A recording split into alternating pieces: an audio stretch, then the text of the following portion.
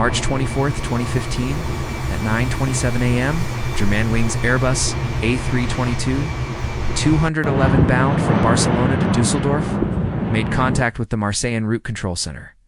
Everything seemed normal. At 9:30 a.m., the pilot read back the air traffic controller's clearance, and the plane was on its way. A few minutes later, something was wrong.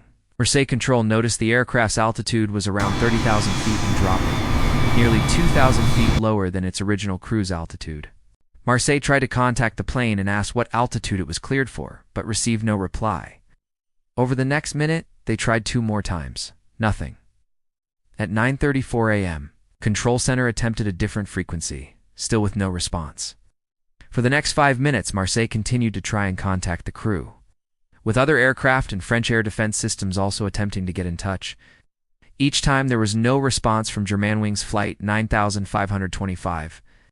At 9:40 a.m., radar contact was lost. French air traffic controllers declared a distress phase, announcing that the aircraft and its occupants were in immediate danger and required emergency assistance. At 9:41 a.m., Germanwings Flight 9525 crashed into the side of a mountain in the Alps. What happened? The crash site was so remote that emergency crews had to be flown in by helicopter. The plane was completely destroyed, with debris scattered over a vast area. Both the cockpit voice recorder and the flight recorder were found the same week, despite being severely damaged. As investigators pieced together the data, a chilling story of intentional action emerged. The plane wasn't hijacked by terrorists, but by the co-pilot. After the plane reached its cruising altitude, the captain left the cockpit to use the restroom at 9:30 a.m. while he was out. The plane's altitude was immediately set for a different descending flight path. At 9:34 a.m., the captain returned and requested to be let in, but the door was locked, standing in front of the reinforced cockpit door. The captain began to realize the co-pilot had taken control of the plane, and there was no way for him to get back in. After 2001, cockpit doors were designed to protect pilots from hijackers. To enter, a crew member must call on the intercom and enter a code on a keypad. The pilot inside can then switch the door control from norm to unlock. There is also an emergency code for situations where a crew member has concerns for those inside. This code triggers a 30-second timer, after which the door opens for 5 seconds. However, the pilot in the cockpit can override this emergency access by switching the door control to lock, a mechanism the co-pilot used to permanently deny access to the cockpit. The captain was locked out, powerless. At 9:39 a.m., the cockpit voice recorder picked up violent blows on the door. The captain was desperately trying to break in, but the reinforced door, designed to withstand armed attackers, was too strong. In the final minutes, the captain, crew, and passengers knew the plane was going down. No one survived the crash. 144 passengers, 4 cabin crew, the captain, and co-pilot all died. Among the passengers was an entire school class returning from a field trip. Captain Patrick Sondenheimer, a 34-year-old father of 2 with thousands of flight hours, spent his last moments trying to save the plane and its passengers. In his memory, his wife created a foundation to help children and young people cope with grief. The co-pilot was 27 and had been passionate about flying since he was a child. He became an expert glider pilot and joined Lufthansa's flight academy straight out of school. However, a few months into the program, he stopped due to a severe depressive episode. He was treated with antidepressants and spent several months under a psychiatrist's care before being declared in remission. His pilot license was restored, but he was told he would be grounded if he required any more psychiatric treatment. During his training, he ran into a problem while filling out a document for the U.S. Federal Aviation Administration, FAA. He lied about having been diagnosed with a mental disorder, and this was a lie he was caught in, and it could have ended his career. The FAA gave him a second chance, and he admitted to his depression, allowing him to continue his training.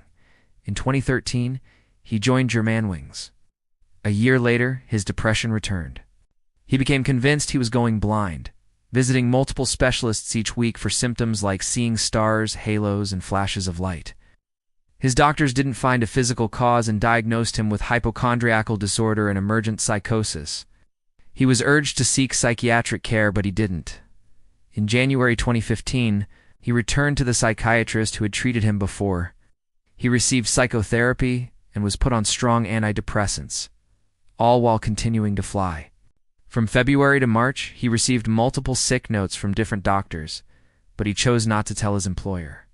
For days before the crash, he researched the locking mechanism of the Airbus A320 cockpit door. On the outbound flight to Barcelona, he briefly tested the descent settings while the captain was out of the cockpit. On the return flight, he used them to bring down the plane. How could this have happened? Pilots undergo health screenings and annual checkups, but mental health is harder to assess than physical health. Pilots operate on an honor system, where they are expected to self-evaluate their health. While the co-pilot's doctor declared him unfit to work, he simply chose not to inform his employer. When a doctor believes someone is a risk to public safety, they can break doctor-patient confidentiality and report them to authorities. Why didn't one of his many doctors do this? I don't know for sure. The doctors may have believed he was only a risk to himself, not others. Being depressed doesn't make you a killer, or perhaps they were afraid of the risks of breaking confidentiality, especially given Germany's high value on privacy and data protection.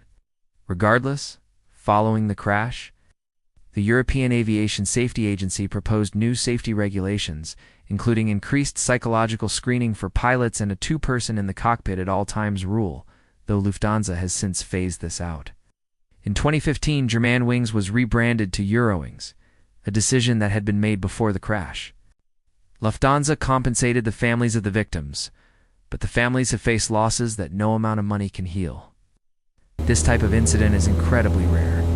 The European Aviation Safety Agency has since proposed new safety regulations, including increased psychological screening for pilots. In addition, many airlines adopted a two-person in the cockpit at all times rule, though Lufthansa has recently phased this out.